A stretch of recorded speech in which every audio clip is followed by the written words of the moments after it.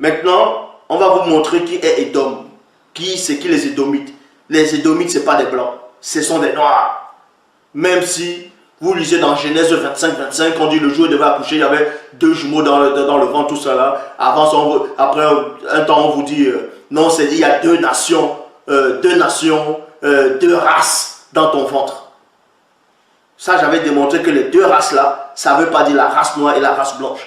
Les 2 races, c'est une race. Et il y avait la race animale, donc physique, et la race spirituelle. Jacob, tu dis qui était dans le ventre, représentait la race spirituelle, donc l'homme spirituel. Et son frère Esau représentait l'homme animal. Parce que lui, on l'a haï. Pourquoi? On a haï Esau avant même qu'il vienne dans le visible. Parce que le temps et l'espace, c'est-à-dire les entités du grand ordre des choses sont au-dessus du temps et de l'espace. Parce que Esau a renié, a bafoué l'alliance, la loi, dans le futur où il n'est pas connu. Et c'est ce qu'on appelle le droit d'aînesse. Il a méprisé le droit d'aînesse. Il a méprisé le droit d'aînesse. C'est pour ça qu'on l'a haï. Donc, avant même qu'il ne vienne dans l'existence, avant même qu'il sorte du ventre, on savait déjà qu'il allait renier le droit d'aînesse. Et c'est à cause de ça qu'on l'a haï. Et il représentait l'homme animal. Parce que Jacob représentait l'homme spirituel. Esau représentait l'homme animal parce qu'il était, quand on voit comment il était poilu, il était roux. Et son nom c'est Jola. Jola. Et aussi Benigno Dita. Donc, il était velu comme un manteau de poil. C'est pour ça que dans le livre d'Ésaïe, quand on dit qui est celui qui vient d'Édom, habillé en vêtements rouges de Barsoa. Dans la bonne traduction, selon les Bibles actuelles classées par rapport à ce passage, on dit que celui qui vient en habit, c'est-à-dire celui qui vient d'Édom en habit rouge, il vient avec comme un manteau de fauve. Donc les habits qu'il avait portés, c'était les habits de poil. Et ça, j'ai donné la révélation par rapport à ça. Qu'il n'était pas là pour châtier Esau. Il était là pour délivrer Édom. Donc, vous allez lire les fausses versions qui vont mal traduire. Maintenant, on va vous donner maintenant, dans Deutéronome, c'est Moïse lui-même qui parle, par l'inspiration. On va vous donner la distinction. On va vous démontrer ici que Édom, les Édomites, ce n'est pas des blancs. Ce sont des noirs. Dans Deutéronome, chapitre 23, au verset 3. Je répète, Deutéronome 23, verset 3. Bible des peuples. Oui, Bible des peuples. Il est dit, le métis. Eh oui, le métis. Donc vous voyez, non plus n'entrera pas dans la communauté de Yahvé.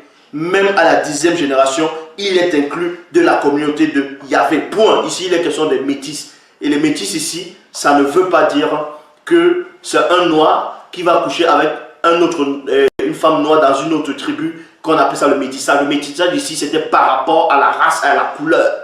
Donc, Bible pastorat de Marie de Sousse, le métis n'entrera pas non plus dans l'assemblée du Seigneur, même jusqu'à la 10e génération. Même jusqu'à la 10e génération.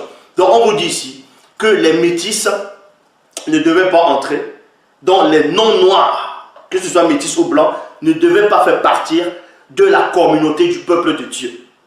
Même jusqu'à la 10e génération. Écoutez attentivement. Vous voyez? Mais Édom n'est pas métis. Édom n'est pas un blanc. Moïse va sortir ça de sa bouche, va démontrer que Édom fait partie du peuple d'Israël. Pourquoi? Quand il dit peuple d'Israël, fait partie de la race noire.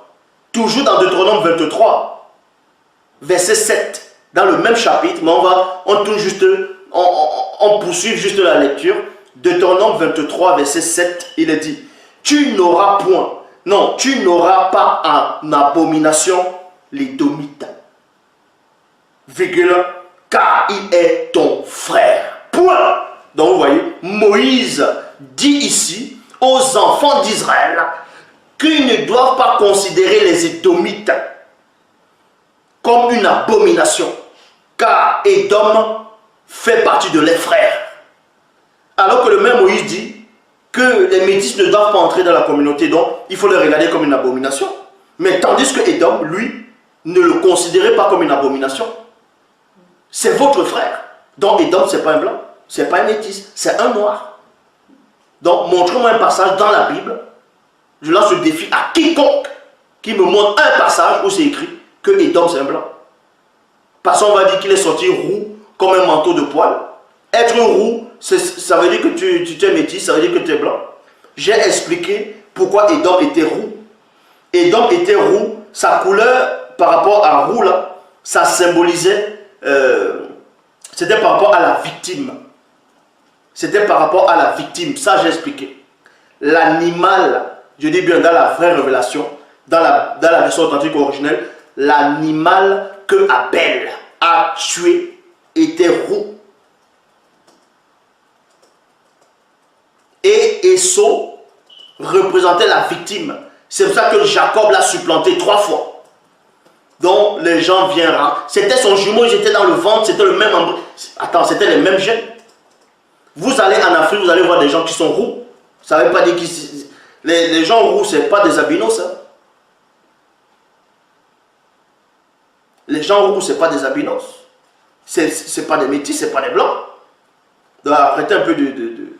Voilà. Donc là, c'était comme ça à cette époque. C'était comme ça à cette époque. Donc, Deutéronome 23, verset 7. Tu n'auras pas en abomination l'Édomite, car il est ton frère. Il est ton frère. C'est le Édom. L'Édomite est le frère d'Israël. Même père, même mère. Ce qui veut dire c'est la même race. C'est pas parce que les auteurs de la Bible viennent mal écrire. Ils disent qu'il y a 2 nations dans le ventre. Il y a 2 races distinctes. De 2 races qui vont se séparer. L'autre va assujettir l'autre.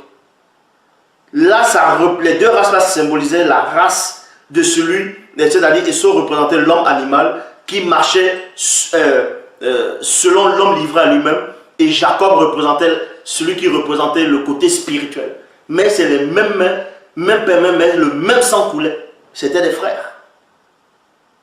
C'est tout.